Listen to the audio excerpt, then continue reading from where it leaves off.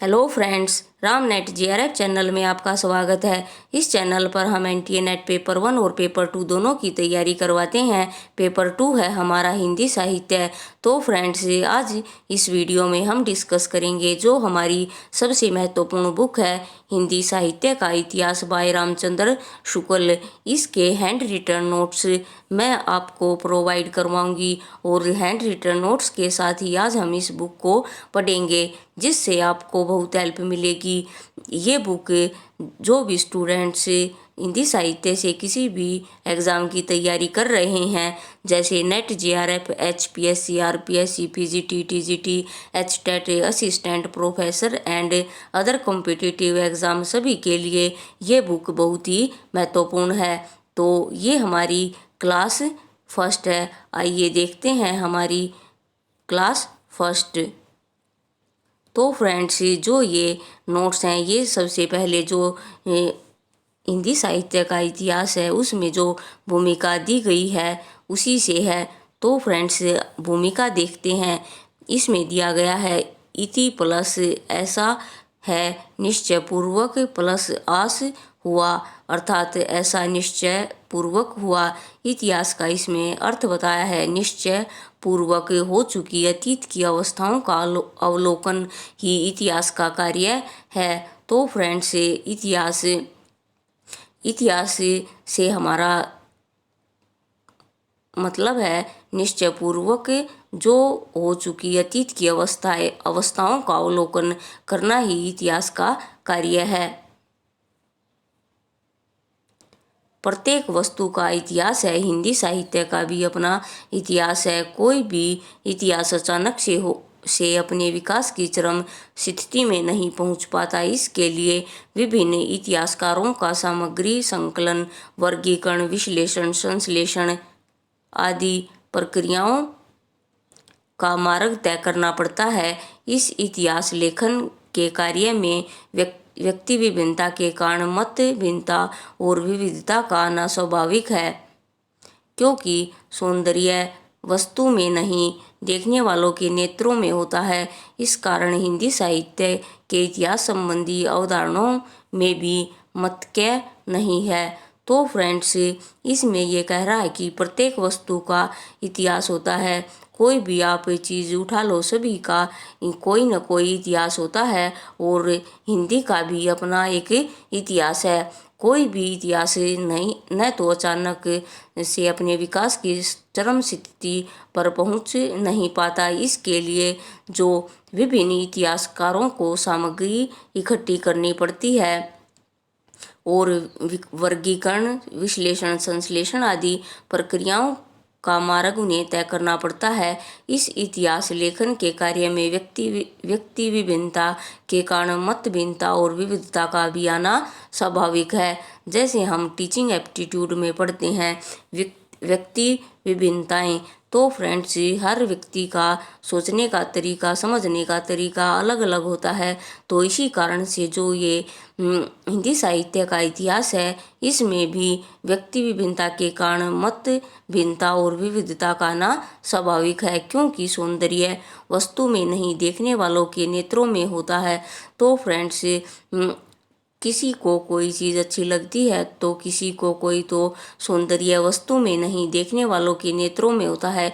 इसी कारण से हिंदी साहित्य के इतिहास संबंधी अवधारणाओं में सभी का एक मत नहीं है। तो फ्रेंड्स, जो इतिहास का अर्थ और परिभाषाएं बहुत सारी बुक्स में दी हुई होती हैं, लेकिन जो इम्पोर्टेंट है वो मैं आपको बता देती हूँ। जैसे हीगल ने लिखा है कि इतिहास केवल घटनाओं का अन्वेषण तथा संकलन मात्र नहीं है, अपितु उनके भीतर कार्य कारण संबंध विद्यमान होता है। तो फ्रेंड्स, अगर हम सिंपल वे में देखें तो मनुष्य एक सामाजिक प्राणी है और समाज में अनेक घटनाएं घटती रहती हैं। घटनाओं का इतिहास बनता जाता है और वही इतिहास हमें अतीत से जोड़कर रखता है। इस प्रकार मनुष्य इतिहास दर्शन और इतिहास विवेक के नए गवाक्षों को खोलता है। इतिहास के विषय में कुछ भ्रम लोगों के मन में आते हैं कि इतिहास केवल खंडित समयों, खंडित जीवन या व्यर्थ बीते समय तक की जानकारी देता है, जबकि फ्रेंड्स वास्तविकता यह है कि इतिहास हमें नई व्याख्या, नई प्रेरणा और नई दृष्टि देता है और यह हमारे भावी जीवन का निर्माता होता है। और यही फ्रेंड्स इतिहास की परिभाषाएं बहुत से विद्वानों ने दी है। तो आइए देखते हैं हिंदी साहित्य का इतिहास कहाँ से शुरू हुआ। तो फ्रेंड्स, हिंदी साहित्य के इतिहास लेखन का प्रयत्न सबसे पहले फ्रेंच विद्वान गारसा दा तासी की लेखनी में किया गया। तो सबसे पहले इतिहास लेखन का जो प्रयास किया गया वो फ्रेंच विद्वान गारसा दा तासी की लेखनी में किया गया, जब 1839 में फ्रेंच भाषा में इस्तेवार दा ला लिटेरतूर ए हिंदुस्तानी के नाम से हिंदी कवियों का इतिहास प्रकाशित हुआ। तो फ्रेंड्स, जो ये एक फ्रेंच विद्वान थे गारसा दा तासी, इन्होंने जो इतिहास लेखन लिखा उसमें थे तो ये फ्रेंच, लेकिन इन्होंने अपने ग्रंथ में हिंदी कवियों का इतिहास प्रकाशित किया। उसके बाद आता है सन 1873 में पंडित महेश दत्त शुक्ल को भाषा काव्य संग्रह से साहित्य जगत का परिचय हुआ, जिसमें कुछ कवियों की रचनाओं के साथ इसका उल्लेख शिव सिंह सरोज में किया गया। तो फ्रेंड्स, आप मुझे कमेंट करके शिव सिंह सरोज का प्रकाशन बताना। नेक्स्ट है सन 1839 में जॉर्ज ग्रियर्सन ने modern vernacular literature of northern Hindustan व 1913 में मिस्र बंधुओं ने मिस्र बंधु विनोद लिखकर हिंदी साहित्य के इतिहास लेखन को एक नई दिशा दी। इन्होंने परंपरा से हटकर हिंदी साहित्य के इतिहास में वर्गीकरण की ओर ध्यान दिया।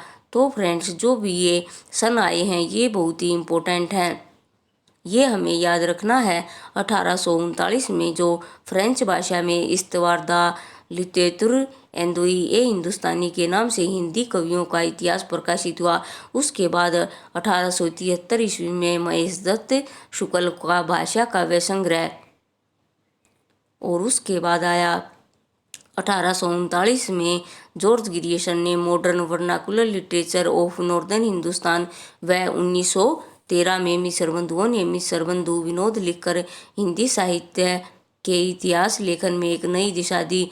तो फ्रेंड्स, ये जो सन हैं ये सभी इम्पोर्टेंट हैं। आगे देखते हैं सन 1929 में पंडित रामचंद्र शुक्ल ने हिंदी साहित्य का इतिहास लिखकर हिंदी साहित्य के इतिहास लेखन की दिशा में एक मील का पत्थर स्थापित कर दिया।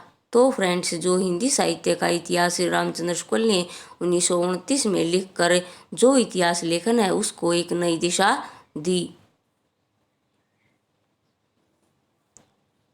आगे देखते हैं आचार्य शुक्ल का यह ग्रंथ पहले नागरी प्रचारणी सभा में प्रकाशित शब्द सागर के लिए हिंदी साहित्य की रूपरेखा के लिए तैयार किया गया था। बाद में उसको परिशोधित रूप से ही हिंदी साहित्य का इतिहास के रूप में सामने आया। तो फ्रेंड्स, जो ये आचार्य शुक्ल का ग्रंथ है पहले ये नागरी प्रचारणी सभा में प्रकाशित शब्द सागर के लिए हिंदी साहित्य की एक रूपरेखा तैयार की गई थी। बाद में उसको संशोधित या उसमें चेंज करके हिंदी साहित्य का इतिहास के रूप में यह हमारे सामने आया।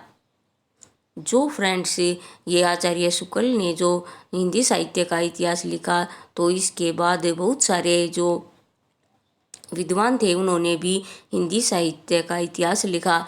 तो आइए देखते हैं आचार्य शुक्ल के बाद हिंदी साहित्य के इतिहास संबंधी अनेक ग्रंथ लिखे गए, जिनमें doctor Suryakant Shastri, doctor Ramkumar Verma, Hazari Prasad Dwivedi, doctor Nagendra Vishwanath Prasad Mishra, doctor Lakshmi सागर वार्ष्णेय, डॉक्टर भगीरथ प्रसाद मिश्र आदि लेखकों ने विभिन्न पक्षों के साहित्यिक मूल्यांकन की दृष्टि से महत्वपूर्ण कार्य किया। तो फ्रेंड्स, आचार्य रामचंद्र शुक्ल जी के बाद बहुत सारे विद्वानों ने अपने अपने ग्रंथ लिखे, लेकिन सबसे महत्वपूर्ण जो ग्रंथ है वो रामचंद्र शुक्ल जी का है, और यह परीक्षा की दृष्टि से भी बहुत महत्वपूर्ण है। इससे हर परीक्षा में क्वेश्चन बनते हैं और इसे पढ़ना हमें बहुत ही ज़रूरी है। इस बुक से हमारे कंसेप्ट भी क्लियर होते हैं, और जो असर्शन रीजन के जो क्वेश्चन बनते हैं